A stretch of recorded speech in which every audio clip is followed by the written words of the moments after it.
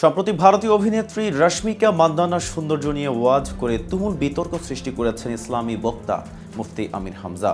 কঠোর সমালোচনার মুখে এবার দেশবাসী ও শ্রোতাদের কাছে ক্ষমা চাইলেন সেই বক্তা। কিন্তু নিজের ভুল স্বীকার করে দেশবাসীর কাছে কি বক্তব্য রাখলেন তিনি, তা নিয়ে বিস্তারিত থাকছে প্রতিবেদন মার্কিন অংশে। আর কেটিভি নিউজ 24 চ্যানেল থেকে আপনাদের সাথে আছি আমি মেহেদি হাসান।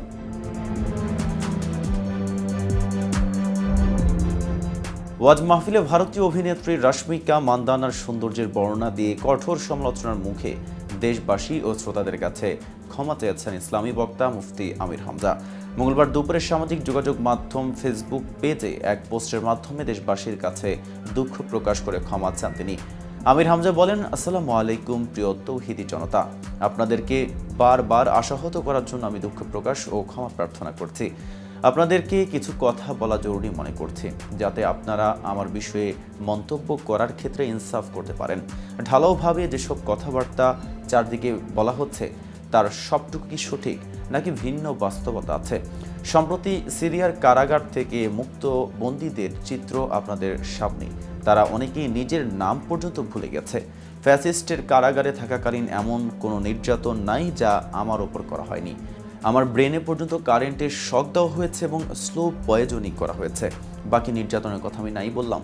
আমি স্বীকার করছি মানসিকভাবে আমি পুরোপুরি সুস্থ না। শারীরিক ও মানসিক কোনো দিক দিয়েই আমি ফিট না। নিজের অজান্তেই অসংলগ্ন কথাবার্তা মুখে চলে আসছে। আমার আচরণও আমার নিয়ন্ত্রণে থাকছে না। এসব চিন্তা আমাকে আরও অসুস্থ করে তুলেছে। আর আমার দেওয়া বক্তব্য নিয়ে চলমান যে বিতর্ক, সেই আলোচনাটাতে শুধুমাত্র উক্ত নায়িকার আলাপটুকুই আমার ভুল হয়েছে, আমি স্বীকার করছি। তবে যদি আলোচনাটি পুরোপুরি শোনেন তাহলে দেখবেন আলোচনাটি গুরুত্বপূর্ণ ছিল। ভবিষ্যতে আমি আরও সতর্ক থাকার চেষ্টা করব ইনশাআল্লাহ।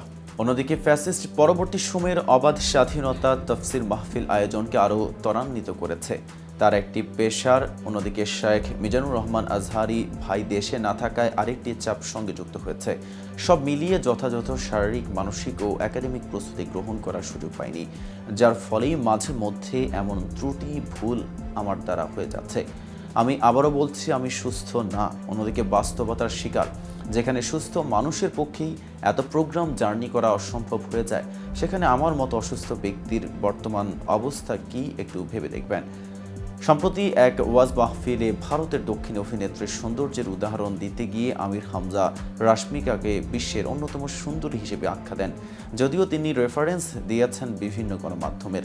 ওয়াজ মাহফিলের ওই ভিডিওতে দেখা যায় আমির হামজা বলছেন, এখন বিশ্বে যত সুন্দর মানুষ আছে আপনারা ইন্টারনেটে ঘাঁটবেন, 157টি রাষ্ট্রের মধ্যে চেহারার কাটিংয়ে 1 নম্বরে রয়েছেন রশ্মিকা মান্দানা। নাম শুনেছেন?